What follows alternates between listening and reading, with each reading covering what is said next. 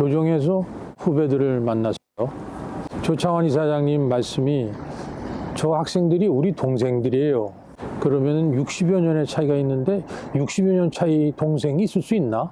거기에서 인격이 형성되고 거기에서 자라났으니까 형제라고 할 수도 있겠다.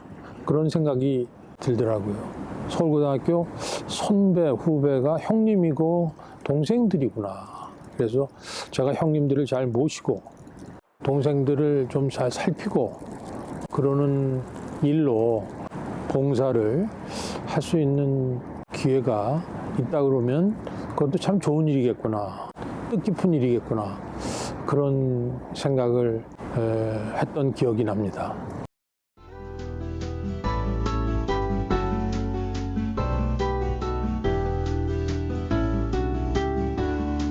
네, 서울고 동문 여러분, 새해 복 많이 받으십시오. 2022년 새해에는 우리 서울고등학교가 개교 76년을 맞이했습니다. 개교 76년과 더불어 총동창회도 새로운 진영을 갖췄는데요. 오늘 만나볼 사람은 새로운 동창회 2022년 29대 총동창회를 이끌 총동창회장으로 취임한 한준석 동문을 만나보겠습니다. 저와 함께 28회인데요. 한준석 동문은 여러분이 잘 아시는 한국 지어단어를 근 30년간 이끌어오고 있고요. 더욱 재미있는 사실은 30여 년 가까이 지속적인 흑자 경영을 해왔다는 얘기입니다. 여러 가지 얘기를 함께 나눠보도록 하겠습니다.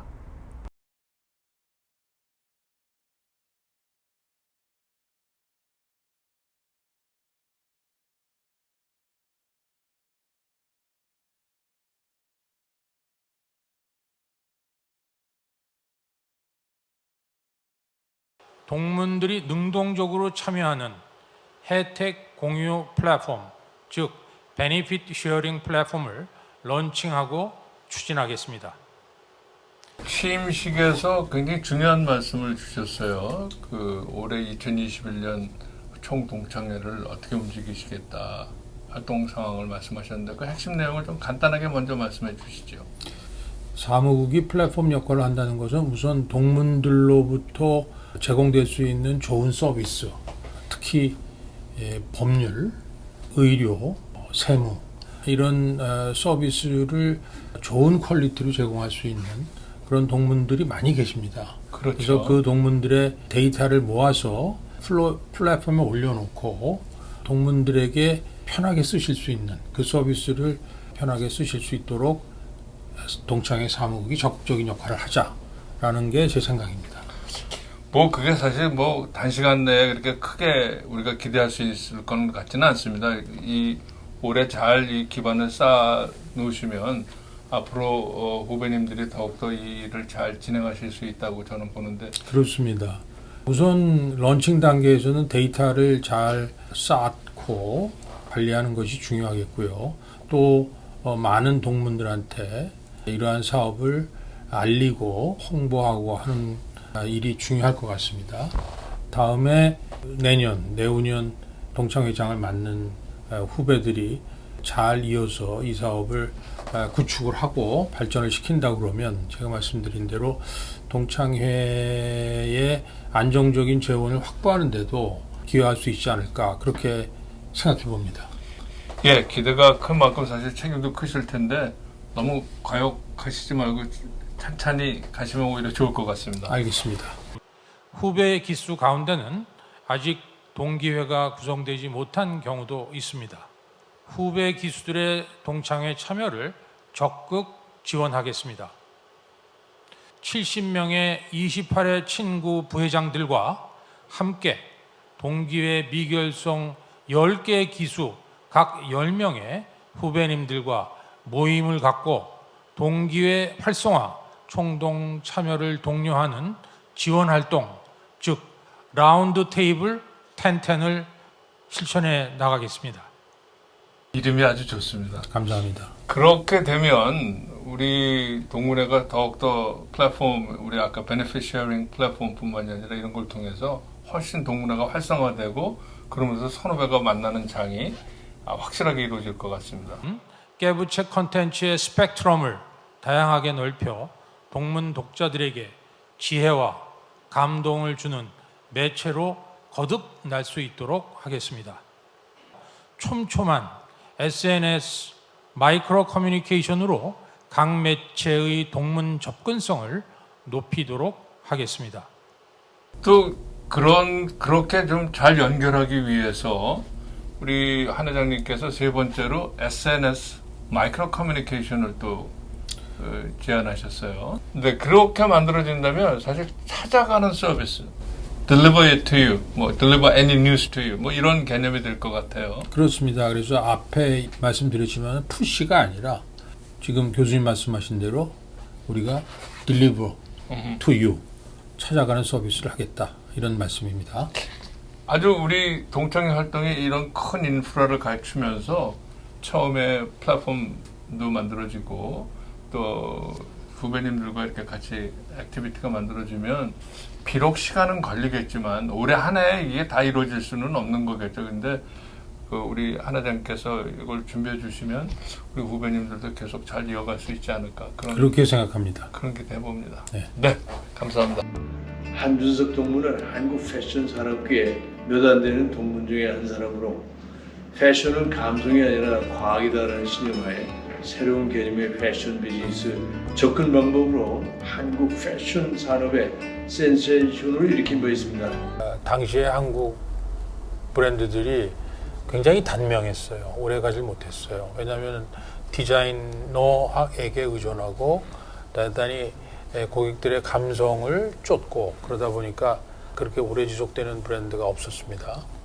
패션이 과학이다라고 제가 말씀드리게 된 근간은 결국 그 판매 데이터, 재고 데이터를 중심으로 해서 디자인도 해야 되고 바잉도 해야 되고 또 매장에 진열도 해야 되고 하는 그 과학적인 요소, 말하자면은 이성적으로 생각하고 접근해야 되는 그런 다양한 요소들이 패션 비즈니스에 있다. 그 점을 패션은 과학이다라는 말로 강조를 한 거죠.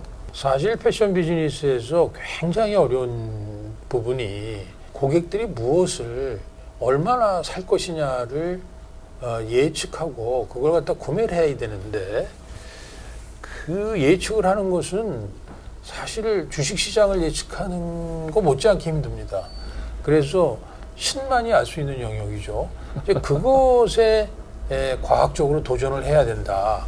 그런 의미에서 패션은 과학이다. 이런 말씀을 드린 겁니다.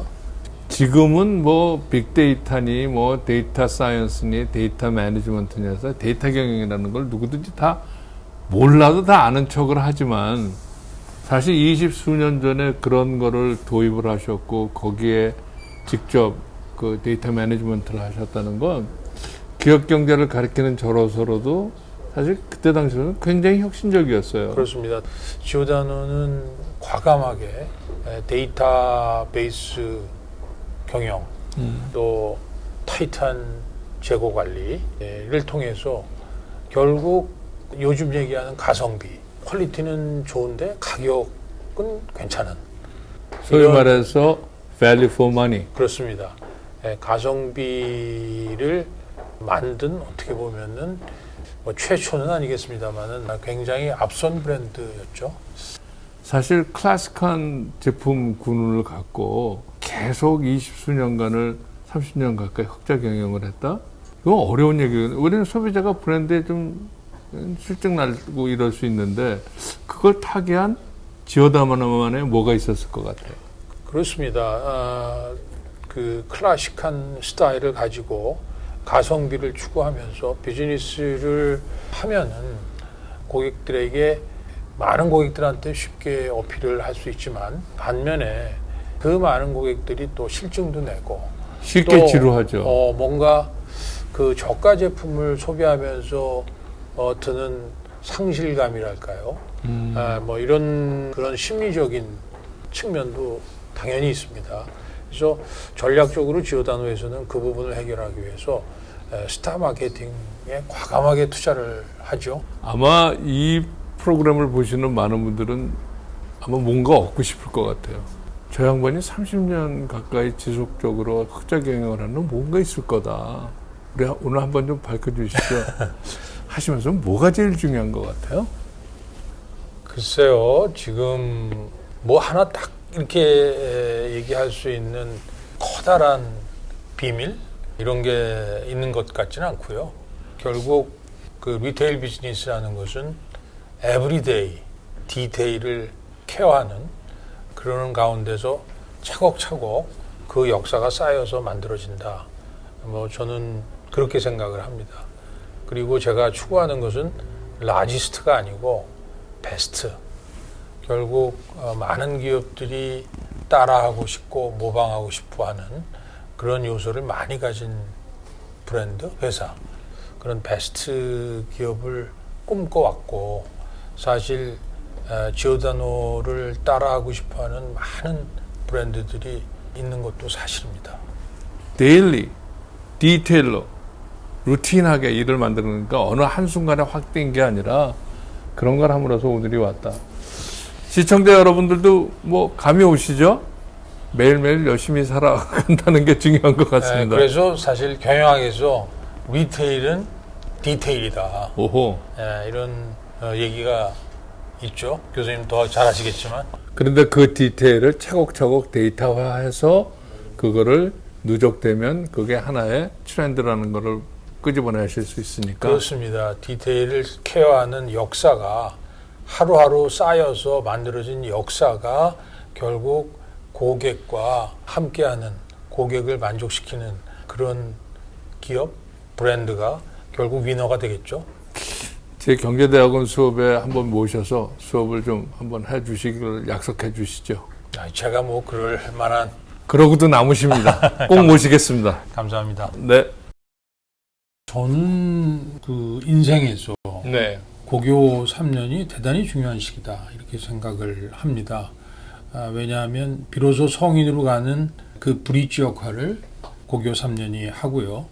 또 고등학교 3학년 동안 훌륭한 스승님들 또 좋은 친구들과 함께 거의 뭐 하루에 잠자는 시간 빼놓고 나머지 시간은 다 함께 하지 않습니까? 그런 의미에서 장차 그 삶을 살게 될 중요한 인격 형성 덕목을 고교에서 닦지 않나 이런 생각을 합니다. 제가 이런 질문을 드리면 혹시 쑥스러워하실지 모르겠는데 개인적으로는 저한테 고1 때도 반장이셨고 고3 때도 반장이셨어요. 그러네요. 고2 때도 반장하셨죠? 네. 3년 내내 반장하셨어요. 저는 궁금한 게 물론 뭐 평소에도 얘기했지만 그때 3년 동안 반장을 하시면서 쌓았던 어떤 리더십, 제가 봤던 리더십은 사실 친구 한준석은 힘든 일도 그렇게 굳굳이 참으면서 나를 따르라 형보다는 이렇게 의견들을 들으면서 이렇게 이끌어갔던 형이거든요.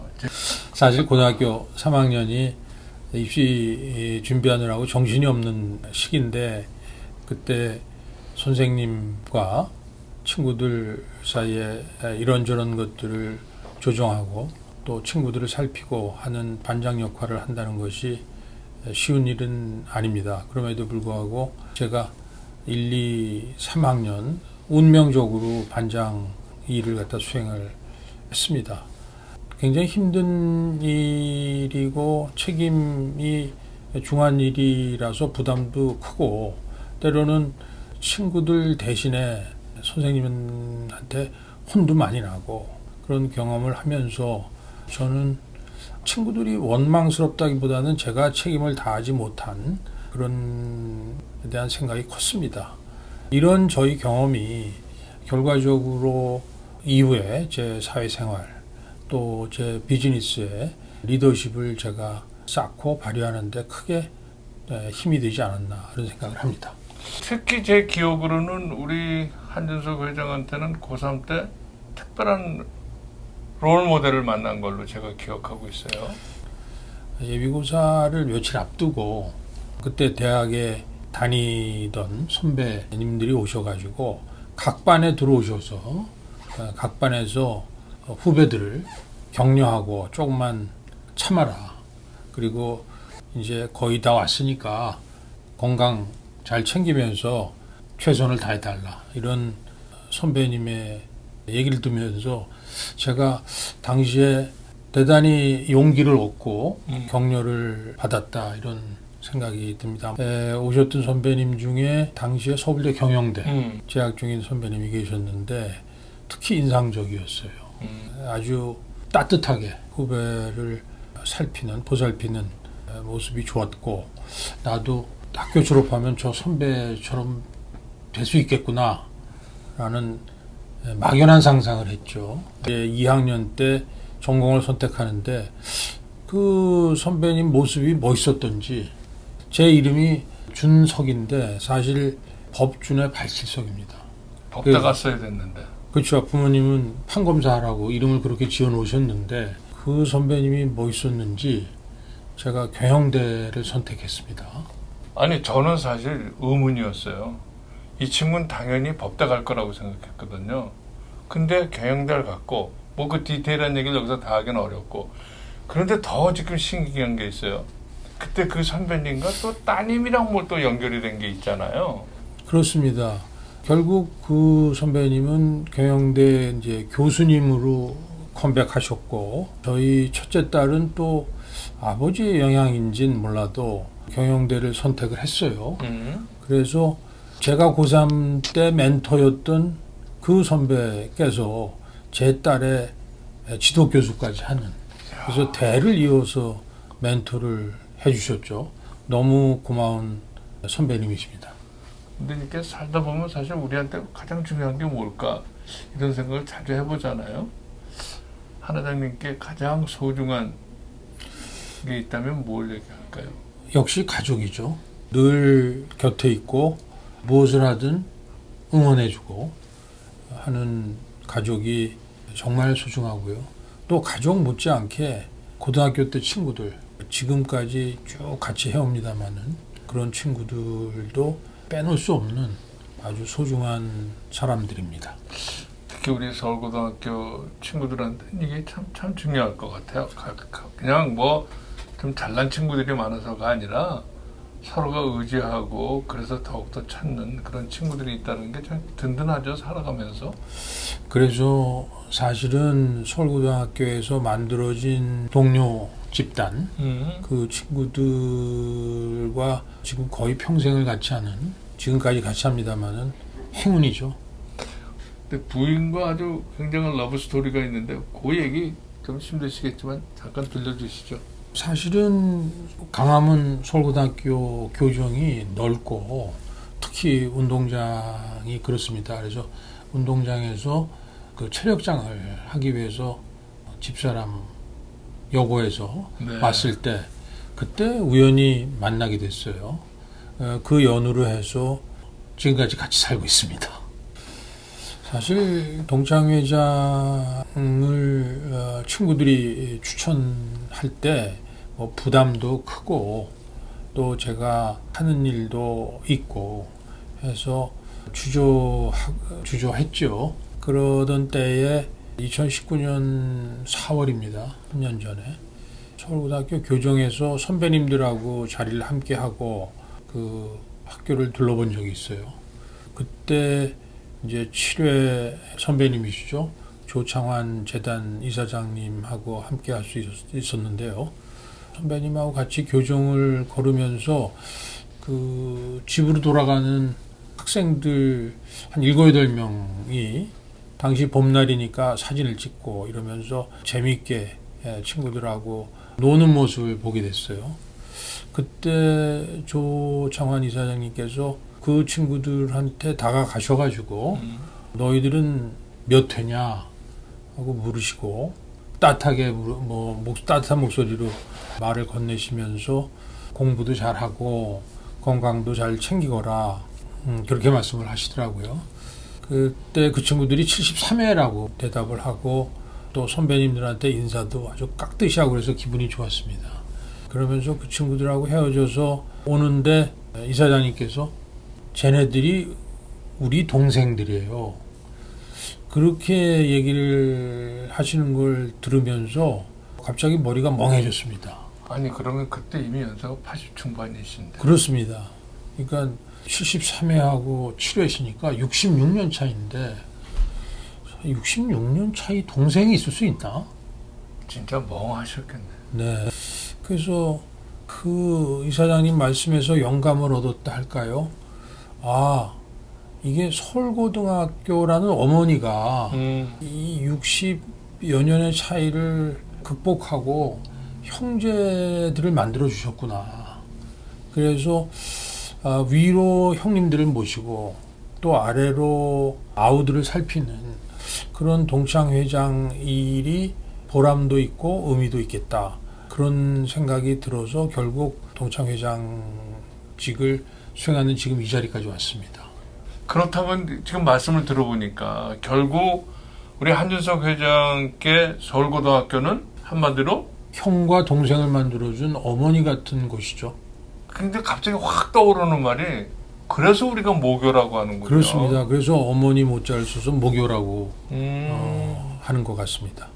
아, 저도 오늘 다시 배우고 다시 그때 그 멍하셨다라는 기분이 저한테 지금 확 다가와요. 그러면서 아, 동창회장을 해서 학교에 봉사해야 되겠구나 하는 마음을 갖게 되셨 그런 그렇습니다. 계기가 됐군요. 예.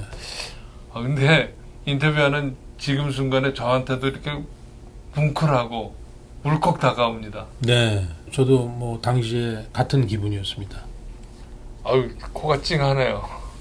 한편으로는 데이터를 바탕으로 과학적 분석을 하면서 한편으로는 감성을 추구하는 패션 산업의 리더로서 성공하는 CEO로서 활약을 해온 한준석 동문. 올 한 해는 우리 서울고등학교 총동창회를 이끌어가는 총동창회장으로서 많은 활약을 기대해 봅니다. 오늘 수고 많으셨습니다.